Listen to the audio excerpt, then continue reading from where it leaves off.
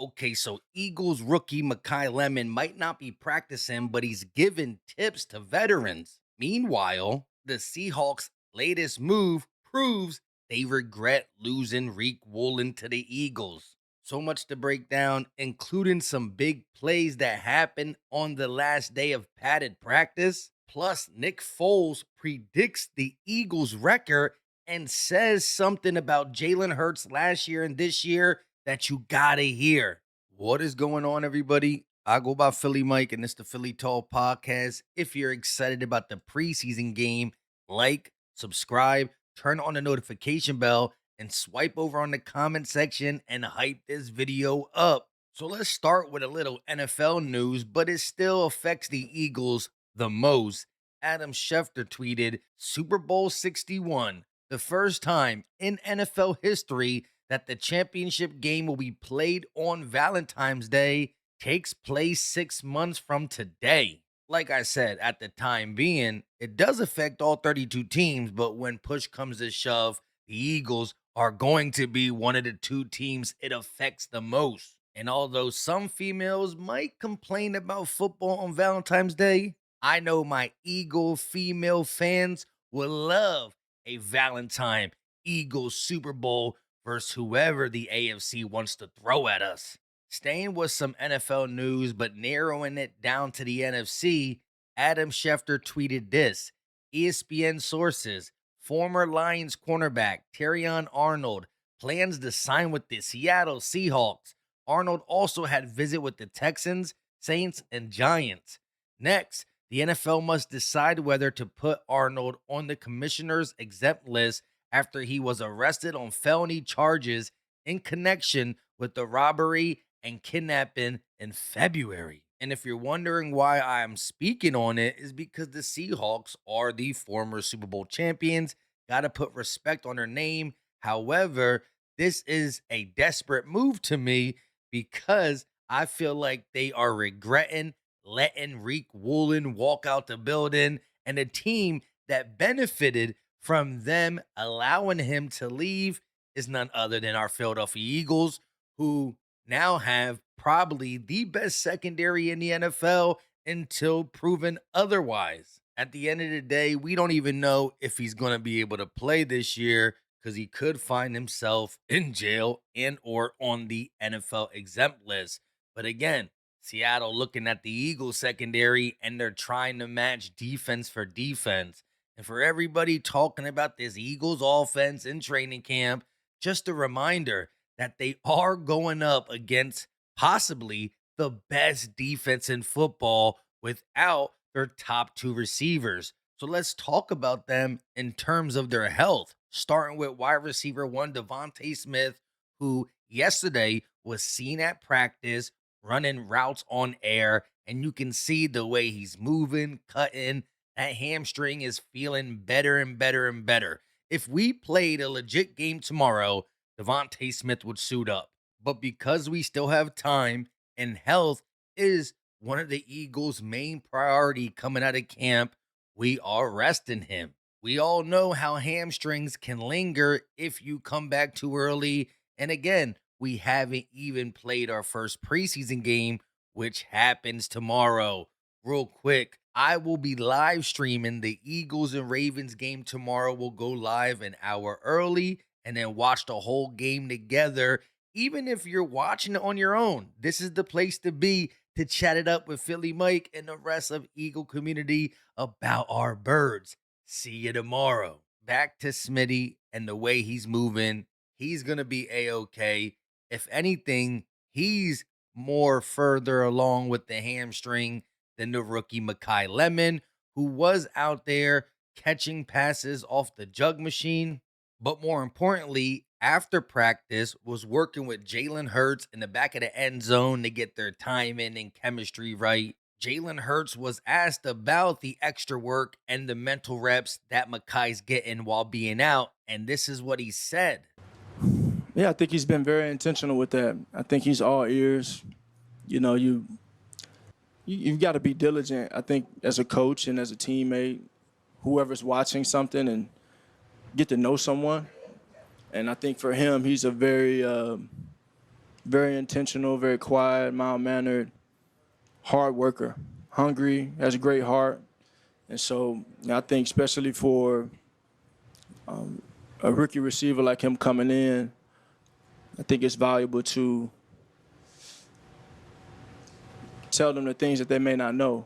The things that they may not know about the game, about how to prepare, take care of yourself, and do those things. I had those things when I came in as a young player, so being able to pass that along to Makai, I think has been, I think very good, and I think it'll be good for our team in hindsight.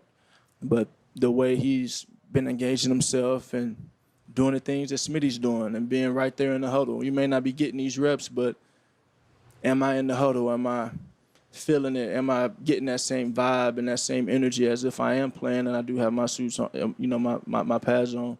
So I just think it's all in the preparation. Coach Riley's always said nothing but great things about Makai and how he prepares and how intense he is in the walkthroughs. And so I've seen the same thing here. Obviously excited with him. I think with the time that we've had, he's got great hands, physical runner. So hopefully we can get that ball rolling here soon, get everybody healthy, and see who all we have. But regardless, I'm excited with where we are. I think the guys that have stepped in have stepped up and done a really good job. Now, before we continue, let's hear a word from our sponsor, PrizePicks, which is America's #1 sports picks app. And it's so simple. Just pick more or less on a few player stats and lock in your lineups. That's it. However, maybe you rather pick the team that wins instead of player stats, which is now on PrizePicks. Spreads, totals, pick'ems, whether it's a game or a fight. And best of all, PrizePicks got a new user offer that is really going to benefit you. Now, just play $5 and get $150 in lineups if you win.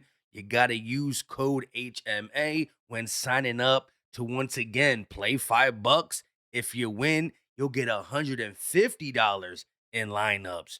Sheesh. So Jalen Hurts had a lot of good things to say about Makai Lemon. Although they haven't played much together in camp, he understands his game, and they did work together in the summer.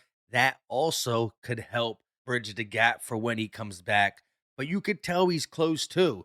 Look at this picture. I mean, the toe tap drag here, you don't do these type of things if your hamstring is really bad. So I think they're being cautious with him as well. I still do think Smitty is further along due to the fact that we see him running routes, but Makai Lemon will be good. Now, the role he'll be given early in the season will still determine about how productive he is throughout the weekly practices and in the game, but this kid will not be overlooked as a wide receiver for this group throughout the season. I promise you, he's going to make plays. I mean, shoot, we all know the Hollywood interception problem we have, and Jalen Hurts stayed after practice working with Hollywood on the same route that he got picked off in. However, look at some of the before stuff. You got Hollywood Brown taking notes from Makai Lemon on how to get off the line of scrimmage or out of his break faster, this, that, and the third.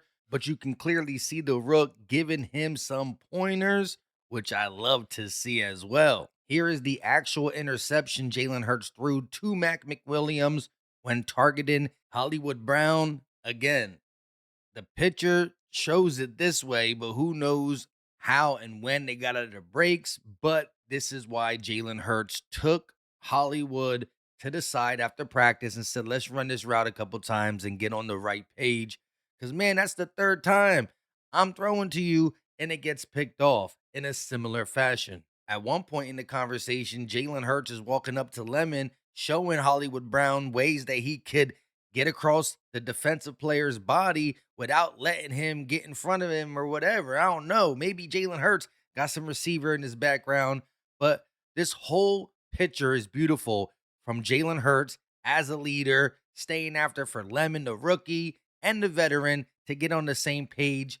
Jalen Hurts' leadership grows every single day, especially without the crybaby in the building. Speaking of the crybaby, yesterday, Ian Rappaport tweeted free agent pass rusher Zadarius Smith, who recently unretired, with the possibility of playing worked out for the Browns today. As you can see my quote tweet on the top, follow your boy on Twitter. I said, bro really quit because AJ Brown crying. Remember, he retired early in the season, and it was right around the weeks that are starting to point out that AJ started requesting the trade and crying in the locker room. Blah, blah, blah, blah, blah. Could be a coincidence, but I think not. Bro really quit because AJ Brown was crying too much. Sheesh. Flipping things over to a former Eagles quarterback, Nick Foles. He speaks about Jalen Hurts last year and what he expects out of him this year. But again, I love it because it comes with context. I wish everybody was that smart.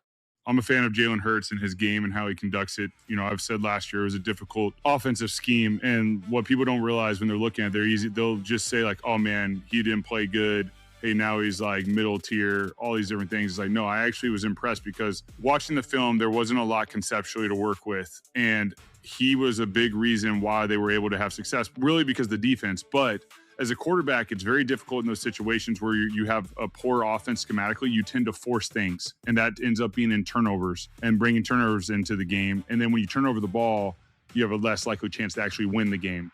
So what I saw from him was at times was like, yeah, he wasn't playing that as great as he had been, but he was protecting the ball because he knew the only way they would win the game is he did so, and he knew his deficiencies. He knew the play calling wasn't great, but he still had to go out there and play quarterback and be the leader, and he did it to the best of his ability with the situation he had to give his team a chance to succeed. Well, this year's different. He's got Sean Mannion. They're going to have an offense where it's not like Jalen and Saquon make a play. They're going to have to do that, but the O-line's going to do it. Like we've talked about, the stretch run, the play action. It's more controlled, easier to execute, and more dynamic. So that being said, I think they end up around the 12-5, 13-4 mark and have a great season, win the NFC East. I think they're going to have a solid year, and Eagles fans will be really excited about it. He mentioned Jalen Hurts down year, but he also mentioned what he had to deal with. And in this year, he got us being a good team, 13-4, winning the East, and contending. Okay, let's get back to some Eagles training camp talk. And this is a picture of Tank Bigsby and Quinyon Mitchell cracking up. And I just want funny and or wrong answers. Let me know in the comment section. What are they laughing at? I can't wait to read the comments. As for some of the other pictures the Eagles posted, this is Dontavian Wicks beating Reek Woolen for a touchdown. And according to Ryan Fowler, he said Wicks is so sudden, in and out of his breaks, multiple catches today, including this TD versus Woolen in the low red zone. But the way he tempos and uses head fakes / angles to create space is fun to watch. Of course, this is the Mac McWilliams interception right after Fangio said that he's been playing a lot better, and you can tell he's already more confident in year 2. His stock is definitely rising in case we need a DB to come in on 5 receiver sets, and or maybe if an injury happens, hopefully not long term, but you never know. Here we got Lane Johnson versus Jalix Hunt. Looks like Lane is winning, but this is going to get an already rising star to get better going against him the rest of this year. Next, we got Saquon Barkley running up the middle physically. Again, you can see that the pads are on. That's also what could have led to the fight, just hitting each other nonstop. We need to hit Ravens tomorrow and Patriots soon after and join practice. Lastly, just a picture of Jake Elliott kicking field goals. And again, I know we are down on him from last year, but so far, 25 of 26 in practice, according to most beat writers. Hopefully it continues. Flipping over to the Eagles offense, Ryan Fowler did tweet something, and I want to pull it on the screen and read it to you because I love it. The unique alignments and route concepts littered within this Sean Mannion offense is fun to study even this early on.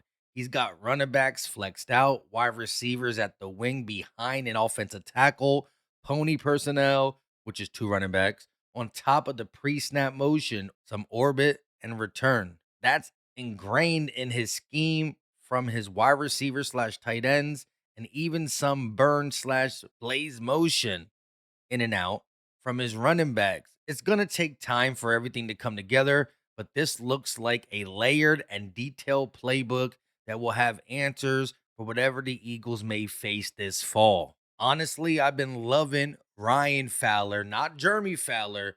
Ryan Fowler's reporting, and so I hit him up, and guess what? He agreed to come on the channel. We just got to figure out our schedule. Do you think it should be a recorded video or a live stream? Let me know. Lastly, I'm just going to bring up the fight again because I love what Tank Bigsby said about it then. EJ Smith said we have our first real fight of Eagles training camp. Mora Ajomo swung on Fred Johnson after 2 straight plays. Fred hit Ajomo in the neck late in the first play, and Ajomo took exception and threw 2 punches. Next play, Johnson blocked Ajomo into the ground, and Ajomo swung on him again. After the play, Fred was shouting at Ajomo for trying to take his knees out. Ultimately, that ended practice, but before it ended, they put the defense and offense on different sides of the field. After, they asked Tank Bigsby at his press conference about it, and I love what he said. At the end of the day, it really wasn't a heated situation. It's camp. Those things go on, and we're gonna continue to go on years past. They went on before we got here. They're gonna go on when we leave. So at the end of the day, just camp, guys. That's a way of a brother saying I love you in a different way, honestly. Nailed it. Absolutely nailed it. Like I said, they were going to dap it up after this.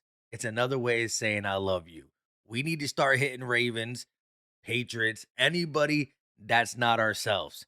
Practices are different, more controlled. Training camp is supposed to be tough. It's getting you ready for a long season. You could take some practice days off, although we shouldn't be taking practice days off. But I love the intensity. And again, I can't wait to watch the game with you. Starters probably won't play, but there's a lot of depth pieces we got to look at. With all that being said, I go by Philly Mike. This is the Philly Talk Podcast. Leave your thoughts in the comment section. I absolutely love hearing from you. Do me a favor, like the video, subscribe to the channel if you haven't, turn on the notification bell. Also, hype up the video by sliding over on the comment section and hitting the hype button. Drop the Philly emoji if you got nothing to say, because we Philly strong, and I will catch you possibly on a Philly Mike and Lord Brunson live stream tomorrow before the game, and then during the game, come through. Notification bell is the best way to make sure you're there. Until next time, you know what time it is. We out.